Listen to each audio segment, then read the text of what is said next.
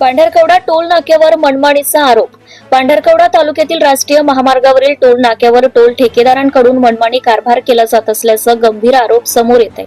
विशेष म्हणजे तालुक्यात मोठ्या प्रमाणात टीएस तेलंगणा राज्य पासिंगची वाहने असतानाही त्यांना स्थानिक वाहनांच्या सवलती नाकारत जास्त टोल आकारला जात असल्याचा प्रकार सातत्याने घडत असल्याचं वाहन चालक सांगत आहेत.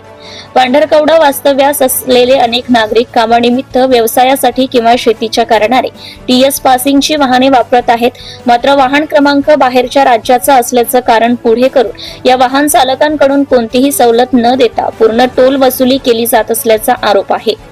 यामुळे स्थानिक असूनही बाहेरगावचे वाहनधारक असल्यासारखी वागणूक मिळत असल्याची भावना नागरिकांमध्ये निर्माण झाली आहे. नियमानुसार स्थानिक वाहन चालकांना ठराविक अंतराच्या आत राहणाऱ्यांसाठी सवलत किंवा मासिक पासची सुविधा उपलब्ध असताना पांढरकवडा टोल नाक्यावरती पद्धतशीरपणे डावलली जात असल्याचं वाहन चालकांचं म्हणणं आहे. टोल कर्मचाऱ्यांकडे जाब विचारला असता स्पष्ट उत्तर न देता वाद घालण्याची भूमिका घेतली जाते असा अनुभव अनेकांनी व्यक्त केलाय. दररोज प्रवास करणाऱ्या कामगार, शेतकरी, नोकरदार व व्यावसायिकांना या कथित प्रकाराचा मोठा आर्थिक फटका बसतोय.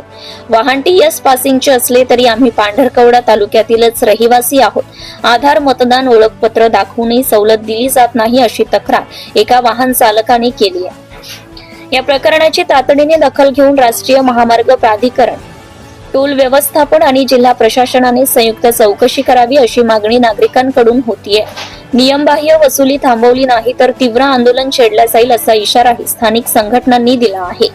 जनता टाइम्स आणि जटा टीव्ही चॅनलसाठी यवतमाळ जिल्हा प्रतिनिधी Nilesh Sidam. Subscribe now and press the bell icon. Never miss an update.